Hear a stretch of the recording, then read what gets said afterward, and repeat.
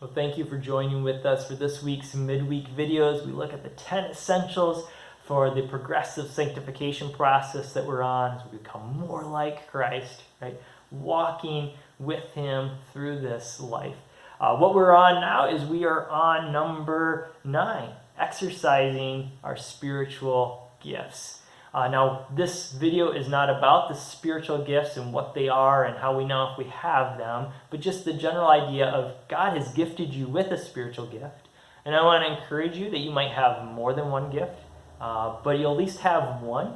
And I wouldn't even say that it wouldn't be that your spiritual gift can change over time, because there might be a need that arises that God's going to give you a gift for a time, but then maybe He's going to bring somebody else in that can fulfill that, and maybe it'll become to a lesser extent, but you're going to have your prominent gift.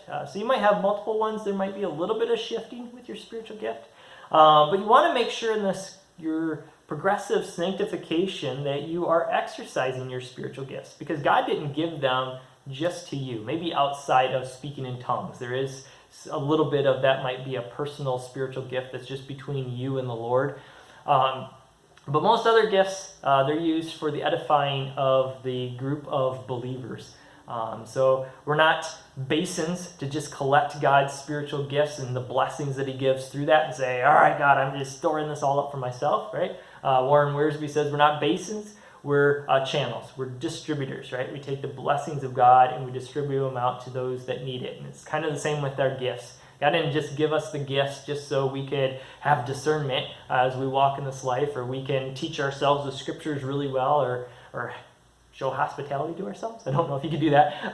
But we're given those gifts to be able to edify the rest of believers, to bring that about. And when the church, right, corporately comes together and each one has this different spiritual gift, wow, we're working like a well-oiled machine, right? Or to use the biblical analogy, we're like a full, complete body. Instead of being a whole bunch of hands laying there, they can't see anything or talk, right? The body comes together and we have hands, we have feet, we have eyes, we have ears, we have nose, all those things that help us function really well. And so we want to exercise those spiritual gifts. So where do we see this in the Bible? A great example of this is 1 Peter chapter 4, verse 10.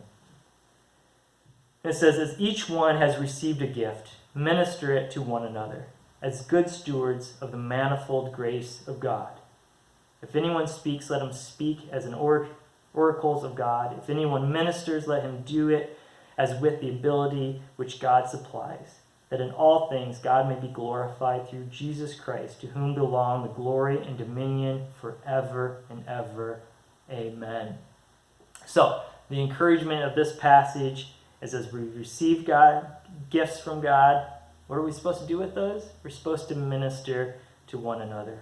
And we do that to be good stewards, right? We talked about that in an earlier video of making sure that we're good stewards, right? We're to be gentle and good stewards of what God has, and it's brought up here as well. The good stewards of the manifold grace of God, right? So many areas that God is so gracious and wonderful, and we get to be a part of that and bring that to people's lives. So who wouldn't want to be a part of that, right? To say, man, God has gifted you in something to give to other people. But to step back and say, I don't really want to bless other people. I don't really want God's glory to go out to other people, right? No, that seems kind of foolish for us to have that mentality. And so in this sanctification process, make sure that you are exercising the spiritual gifts that God has given you, right? So if you have them, as the rest of that verse says, boy, you should be putting them into action.